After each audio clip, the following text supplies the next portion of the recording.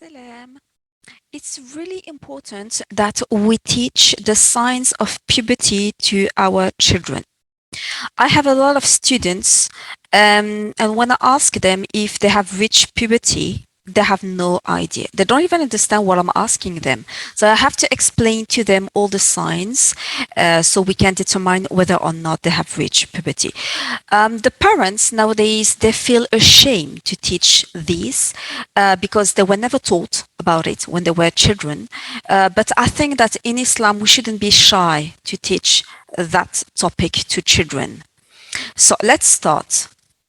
The Prophet ﷺ said that the pen is lifted for three groups of people, and one of them is the young until they reach puberty, which means that your children, until they reach puberty, if they do any bad action, it's not going to be counted on the scale on the day of judgment. But the moment they become they have reached puberty, then every bad action they do is going to be counted and is going to be on the scale on the day of judgment. So it's really important that you know as a parent if your children have reached puberty or not. So there are three signs of puberty that are the same for boys and girls, and one sign that is only for girls. So the first one is pubic hair. So pubic hair is a coarse hair around the genital parts of the male and of the female. So you need to show your children what it's like. So take one of yours, okay, yeah. Take one of yours, take a thin hair from your arm, yeah, and show them the difference. If you touch the hair on your arm, it's really thin, okay, soft. But if they touch the one which is from the pubic hair, it's really coarse. You see, it's not really nice to touch it. And it's thicker and it's darker. So you need to teach them the difference so they can, by touching it, they can see the difference. And they can check if they have that kind of hair.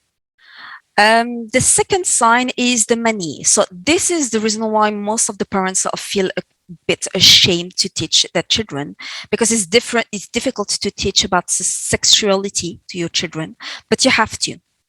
I do it with some of my students, even if they are teenagers, because they have to understand, they have to know that, and they have to teach it to their friends. So the mani is the fluid, the liquid, kind of liquid secreted by boys and girls when they have an orgasm, a wet dream. So this one is thick and white. It's a thick and white liquid for men, and for women, it's a thin one and yellow one. So you have to tell them that it's not like urine. Okay, it's completely different. So you have to check. So either you do it yourself. So you check the underwear and you see if you find traces of many. So I'm going to show you the picture. So this is an example that I found on the internet. So it's on a beige piece of cloth fabric. So it looks like it could be like urine, you see, but if you check the bed sheets and you see that bed sheets are dried or not wet, so it's not urine, otherwise the bed sheet would be wet as well. So you have to explain to them that they have to check, or you have to do it yourself when they change their underwear every day.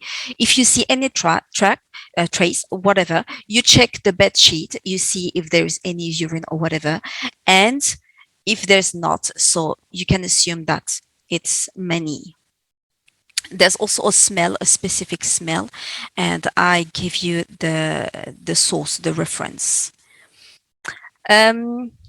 Another sign of puberty is menstruation. So it's only for girls. You have to tell them before it arrives. So when they're around 8 or 9 years old, you have to tell them that at one point in their life, they're going to have discharge of blood coming from the private part, the front. So they shouldn't be scared about that. And they should tell you about that so you can teach them how to use sanitary pad and whatever. I remember when I was young with my friends, we used to talk about that, and some of them friends they never knew about that, so they were scared. So we just had to tell them what it was and what they had to do.